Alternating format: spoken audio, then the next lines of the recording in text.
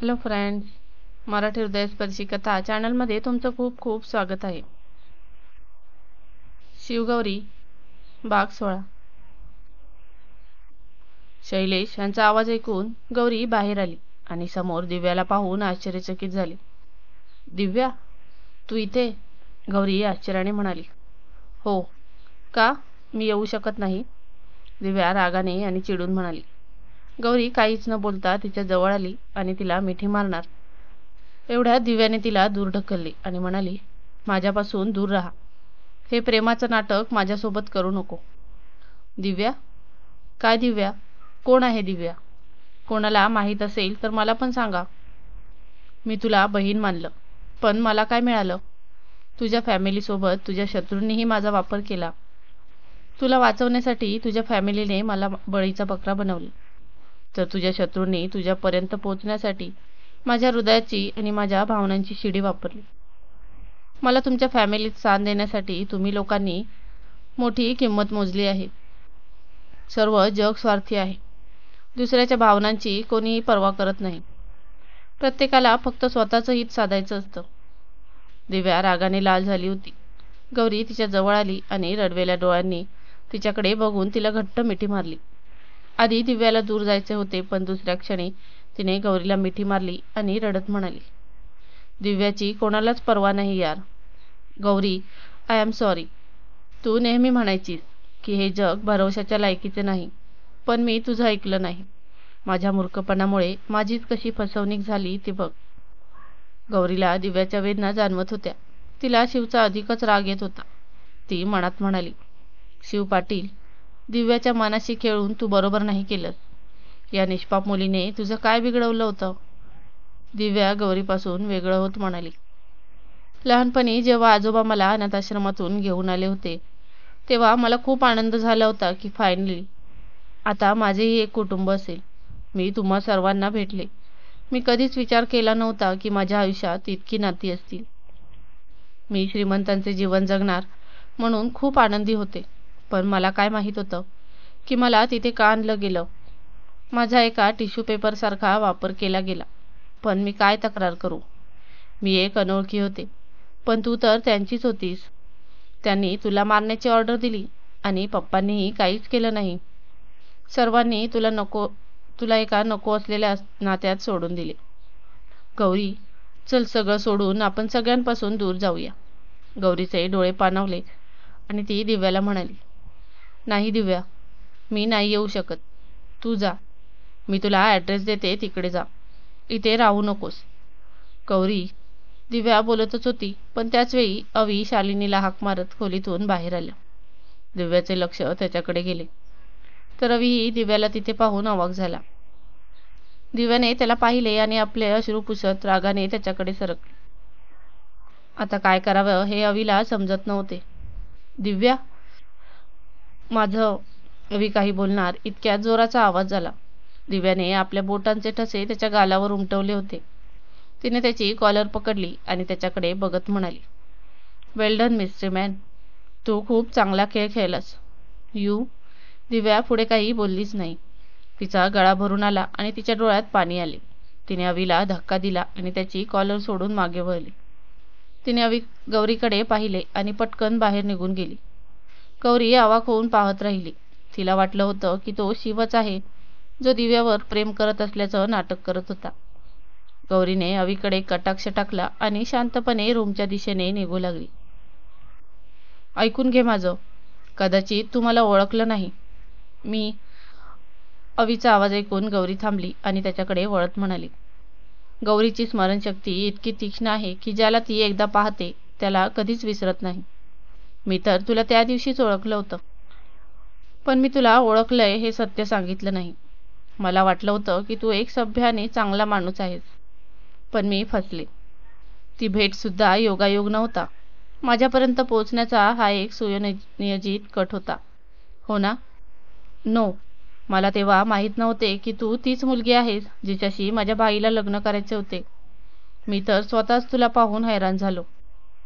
मला माहीत आहे मी जे केलं ते चुकीचं होतं, पण तरीही शक्य झालं तर प्लीज मला माफ कर. माफ करू? तुला वाटतं की तू जे केलंस ते माफीच्या लायक आहे? हे बघ, मी चूक केली हे मला मान्य आहे, पण दुसरा मार्ग नव्हता. प्लीज कोणतेही स्पष्टीकरण देऊ नकोस. कोणत्याही स्पष्टीकरणाने किंवा माफीने गुन्हा कमी होत नाही. तू जे केलं आहेस ते पुसले जाऊ शकत नाही. आणि जर तुला इतकंच वाईट वाटत असतं तर तू तुझ्या भाईला थांबवलं असतं, त्याची मदत केली नसती. पण ज्यांच्या कॅरेक्टरमधूनच गुन्ह्याचा वास येतो त्यांच्याकडून चांगल्याची अपेक्षा तरी का करावी? नाण्याच्या एका बाजूच्या आधारे कधीही निर्णय घेऊ नये किंवा कोणतेही मत बनवू नये. कदाचित तू विचारही करू शकत नाही की भाईने काय सहन केलं आहे. अशा परिस्थितीत माणूस एकतर वेडा होतो किंवा बंडखोर होतो. अवी म्हणाला. बंडखोर होऊ दे किंवा वेडा होऊ दे, ज्याने चूक केली त्याच्याकडून बदला घ्या. मला माहीत आहे की माझ्या आजोबांसाठी त्यांचा सन्मान आणि प्रतिष्ठा सर्वात वर आहे. होऊ शकतं की त्यांना काही त्रास झाला असेल तर त्यांनी चूक केली असेल, पण एखाद्याला त्याच्या चुकीची शिक्षा देण्यासाठी त्याहूनही मोठी चूक करणे कितपत योग्य आहे?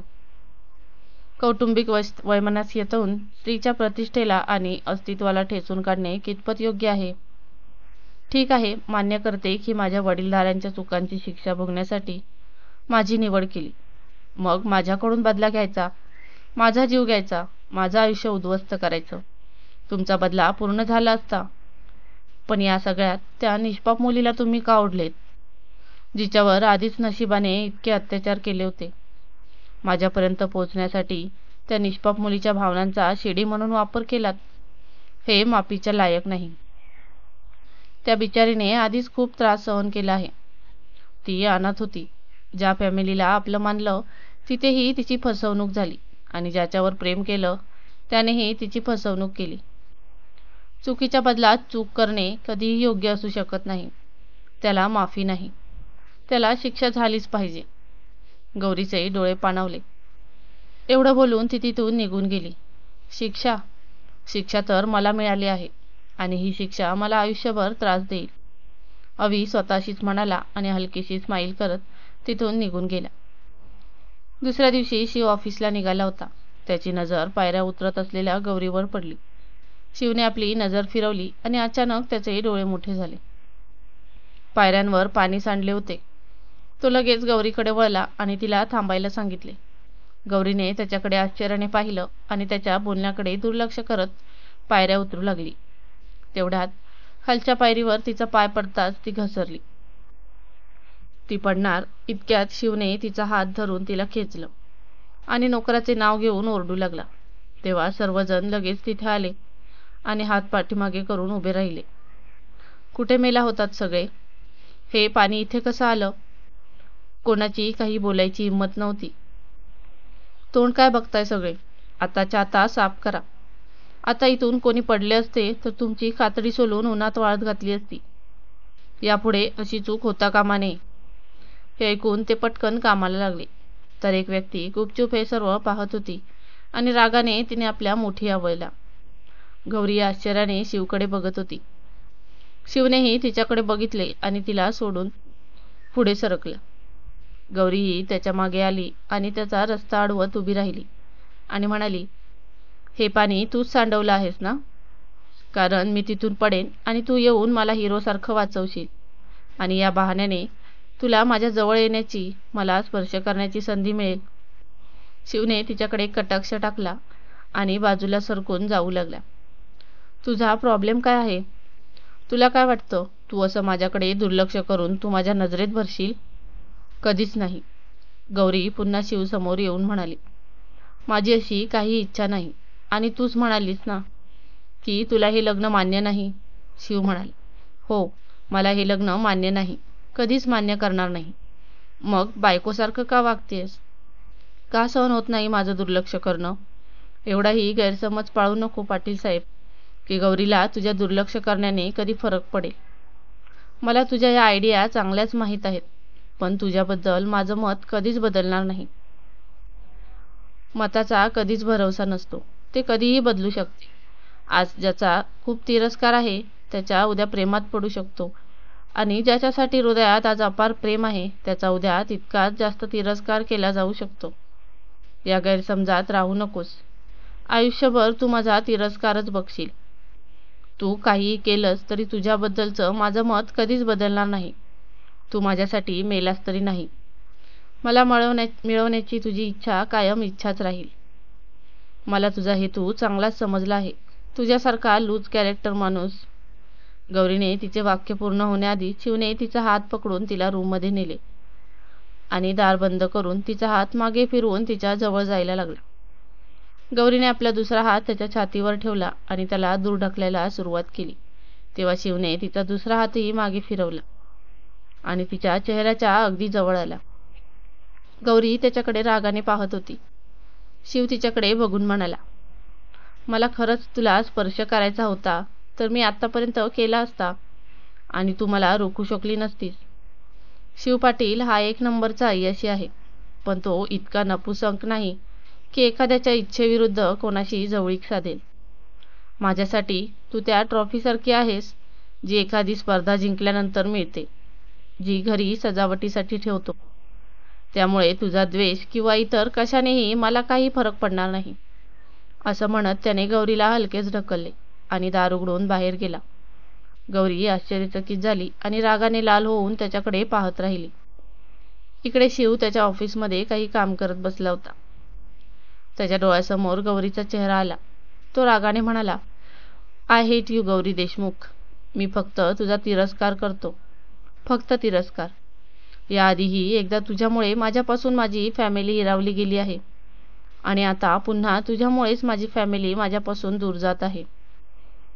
कोणावर रागवला आहेस? निखिलने आत येत विचारले. शिवने त्याच्याकडे पाहिलं आणि म्हणाला, काही नाही. प्रेझेंटेशन तयार आहे? येस. ओके, चल मग जाऊया, वेळ झाली आहे. दोघेही उठून ऑफिसमधून बाहेर आले आणि गाडीच्या दिशेने निघाले. तेवढ्यात शिवचा फोन वाजला. तो फोन आन्सर करून समोरच्याचं बोलणं ऐकतो. त्याच्या कपाळावर काळजीच्या रेषा उमटतात. काय झालं? निखिलने त्याच्याकडे बघून विचारले. काही नाही. तू मीटिंग हँडल कर. मला काही महत्त्वाचं काम आहे. मी निघतो. अरे पण काय झालं ते तरी सांग. मी तुला नंतर सांगेन, तो गाडीत बसताना म्हणाला आणि पटकन निघून गेला. त्याने शालिनीला फोन केला. शालिनीने फोन उचलला आणि म्हणाली, हा शिव, बोल. कुठे आहेस तू? मी वाटेत आहे, मंदिरात जात आहे. तीही तुझ्यासोबत आहे का? शालिनी गौरीकडे बघत म्हणाली, हो. मी म्हणालो होतो ना काकी, तिला कुठेही नेऊ नकोस. जावं लागलं तरी मला सांग. तू गार्डला सोबत का नाही घेतले? अरे मी फक्त मंदिरात जात आहे, त्यांना तिथे का घेऊन जाऊ? थोड्याच वेळात येऊ. काकी, ठीक आहे. तू यावेळी कुठे आहेस? 5 मिनिटात मंदिरात पोहोचू. ठीक आहे, गाडीतून बाहेर येऊ नका. मी लगेच येतोय. तू मंदिरात येतोयस? आश्चर्य आणि आनंदाच्या संमिश्र भावनेने शालिनी म्हणाली, हो, मी येतोय आणि फोन डिस्कनेक्ट करू नकोस. पण तेवढ्यातच कॉल डिस्कनेक्ट झाला. शिवने पुन्हा कॉल केला पण तो कनेक्ट झाला नाही. त्याने गाडीचा वेग वाढवला. शालिनी फोनकडे बघत म्हणाली, हे बघ, डिस्कनेक्ट झाला. हे नेटवर्कही गरजेच्या वेळीच गायब होते. शिव मंदिरात पोहोचला. त्याच्या मागे दुसरी गाडी येऊन थांबली आणि काही लोक त्यातून बाहेर आले. शिव शालिनीच्या गाडीजवळ आला. ड्रायव्हर गाडीच्या बाहेर उभा होता. शिवने पाहिले की गाडीत कोणीच नाही. त्याने ड्रायव्हरला विचारले तसे त्याने सांगितले की ते आत गेले आहेत. शिव ड्रायव्हरसोबत बोलत असताना ते लोक पटकन मंदिराकडे गेले आणि सर्व बाजूंनी मंदिराला घेरलं. शिवनेही शूज काढले आणि पटकन मंदिराच्या आत धावला. त्याने आजूबाजूला पाहिलं तेव्हा त्याला शालिनी आणि गौरी मंदिराला प्रदक्षिणा घालताना दिसली. तो त्यांच्या दिशेने सरकला. मग सगळीकडे बघत असताना त्याची नजर दूरवर उभ्या असलेल्या एका व्यक्तीवर पडली, जो गौरीला गन पॉइंटवर धरून होता. शिवचे डोळे अचानक मोठे झाले. तो पटकन गौरीच्या दिशेने धावत गेला आणि तिला दूर ढकलण्याचा प्रयत्न केला. पण तोपर्यंत गोळी सुटली होती, जी थेट शिवच्या पाठीत लागली. शिवने एक उसासा सोडला. तो धडपडला पण गौरीच्या मदतीने स्वतःला सावरत त्या व्यक्तीकडे वळला. शालिनी ओरडत त्याच्याकडे धावली. गौरीला काय झालं ते समजलंच नाही. त्या व्यक्तीने पळून जाण्याचा प्रयत्न केला पण तोपर्यंत त्याचे गार्ड त्याच्यापर्यंत पोहोचले आणि त्यांनी त्याला पकडले. त्यांनी त्याला गन पॉइंटवर घेतले पण शिवने त्याला मारण्यास नकार दिला. जेव्हा गार्डने त्या व्यक्तीला शिवसमोर आणले तेव्हा शिव म्हणाला, जाऊ दे त्याला. आणि तू?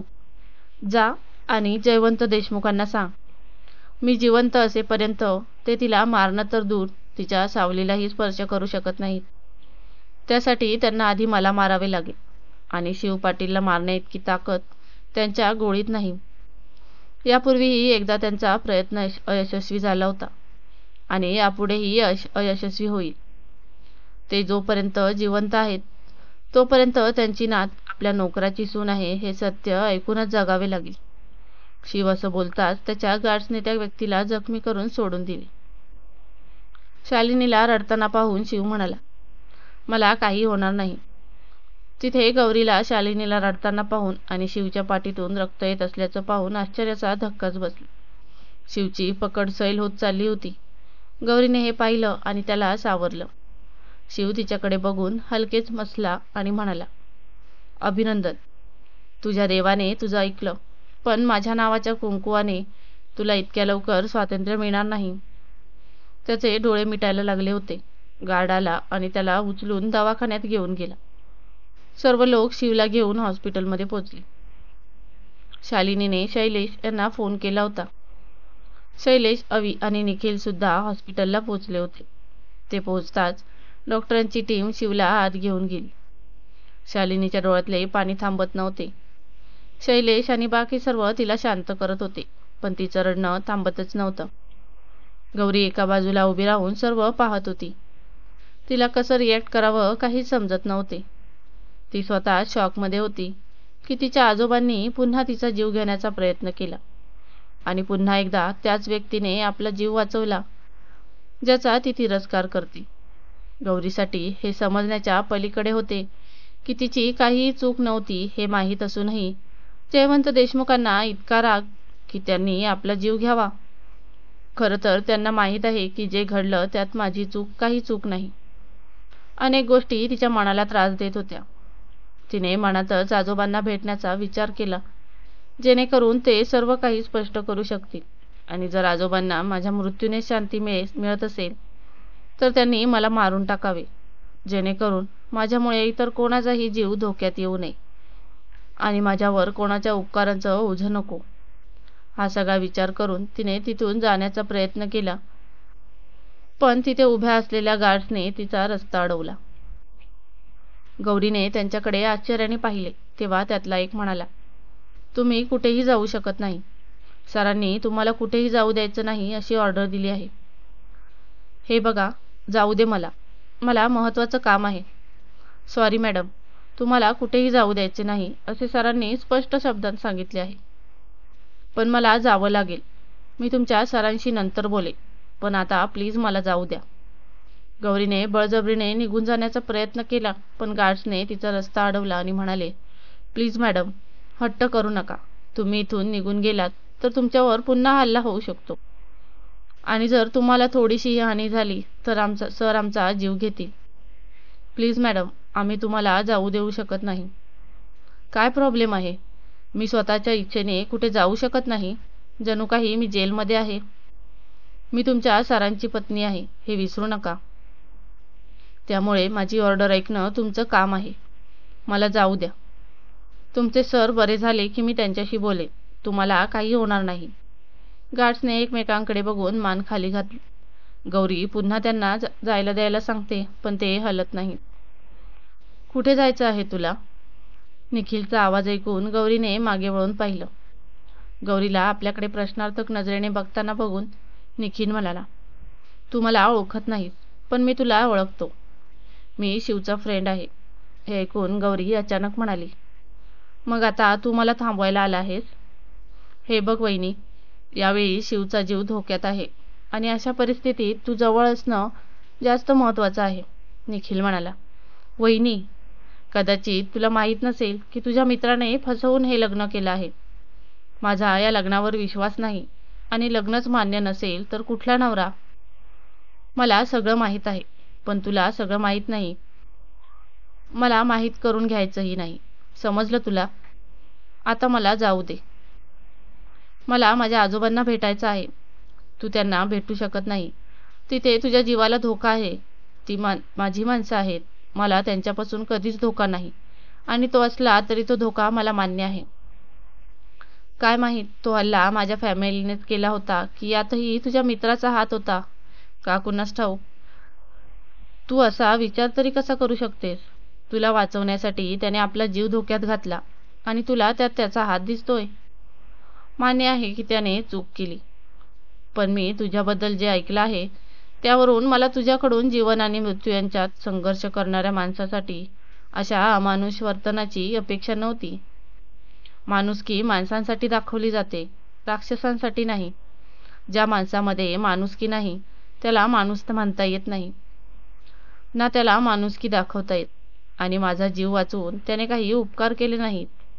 माझ्या आजोबांनी माझ्यावर हल्ला केला असले तरी ही परिस्थिती त्याच्यामुळेच निर्माण झाली आहे. ते माझे शत्रू झाले ते फक्त त्या सनकी पाटील साहेबांमुळेच. तर त्याला त्याचे उपकार म्हणू नको.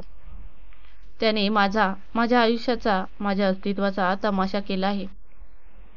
याच्या बदल्यात तो मेला तरी त्याच्या कर्माची भरपाई होणार नाही आणि मला त्याच्याबद्दल काहीच वाटणार नाही.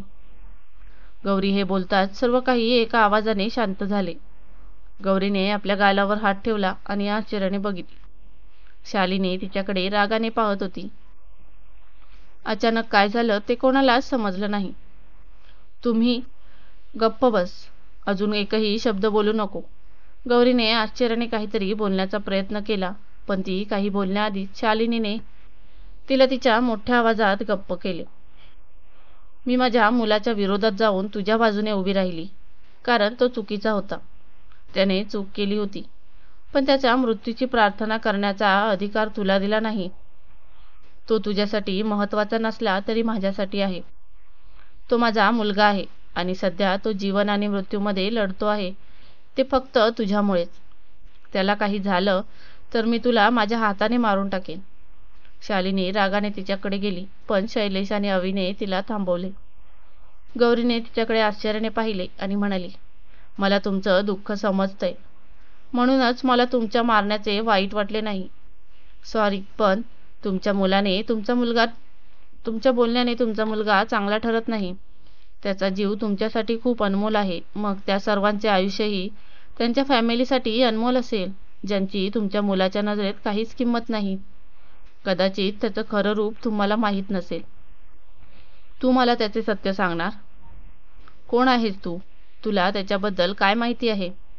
आपल्या मुलाबद्दल एका आईपेक्षा जास्त कोणीही जाणू शकत नाही. तो वाईट नाही, त्याला वाईट बनवलं गेलं. तरीही त्याच्यात हृदय आहे जे आपल्या माणसांसाठी आपला जीव देऊ शकतो. पण काही लोकांचं हृदय तर दगडाचे आहे. ते स्वतःचे रक्त सांडायलाही मागे पुढे पाहत नाही. माझ्या मुलाबद्दल सांगण्याआधी तुझ्या फॅमिलीबद्दल जाणून घे. आज जर तो राक्षस असेल तर त्याला कोणी राक्षस बनवलं? कोणीही आईच्या उदरातून वाईट बनून जन्माला येत नाही. शालिनी, शांत हो. हे हॉस्पिटल आहे. शैलेश बोलले तेव्हा शालिनी त्यांच्याकडे उदास नजरेने पाहत म्हणाली, ऐकलं तुम्ही? हिची इच्छा आहे की त्याने मरावं. तुम्हाला माहीत होतं ना तो काय करणार आहे, मग तुम्ही त्याला का थांबवलं नाही? याआधीही एकदा या देशमुखांमुळे आपण आपलं सर्वस्व गमावलं आणि आज पुन्हा त्यांची सावली पडताच माझा मुलगा मृत्यूच्या दारात उभा आहे. याआधीही एकदा आपण त्याला गमावलं होतं आणि आज पुन्हा. अहो, त्याला काही झालं तर? काही होणार नाही, तो बरा होईल. देवावर विश्वास ठेव. शैलेश यांचाही आवाज थरथरत होता. शालिनीने आपले अश्रू पुसले आणि मग गौरीकडे वळत म्हणाली, तुझ्या या नात्यावर विश्वास नाही ना? मग तुला ही एक संधी आहे. तो आता शुद्धीवर नाहीये. फायदा घे आणि इथून निघून जा. तुला कोणीही अडवणार नाही. नाहीतर जोपर्यंत तू इथे राहशील तोपर्यंत त्याचा जीव धोक्यात येईल. ते देशमुख तुला जगू देणार नाहीत आणि शिव तुला मरू देणार नाही. मग त्यात त्याचा स्वतःचा जीव पणाला लागला तरी. या लढाईत तुझं तर काही जाणार नाही, पण मी माझा मुलगा गमावेन. तू त्याच्यापासून दूर राहशील तरच तो जिवंत राहील. निघून जा इथून. आई, शांत हो. ये आणि बस, नाहीतर तुझी तब्येत बिघडेल. अविने शालिनीला शांत केले आणि शैलेश यांना तिला घेऊन जाण्याचा इशारा केला. शैलेशांनी तिला स्वतःबरोबर नेऊन चेअरवर बसवले. फ्रेंड्स, पुढे काय झालं हे जाणून घेण्यासाठी स्टोरीचा पुढचा भाग नक्की वाचा. आणि स्टोरी आवडत असेल तर व्हिडिओला एक लाईक आणि चॅनलला सबस्क्राईब करून बेल आयकॉनचे बटन ऑलवर सेट करा, जेणेकरून पुढच्या भागाचे नोटिफिकेशन तुम्हाला मिळेल. धन्यवाद.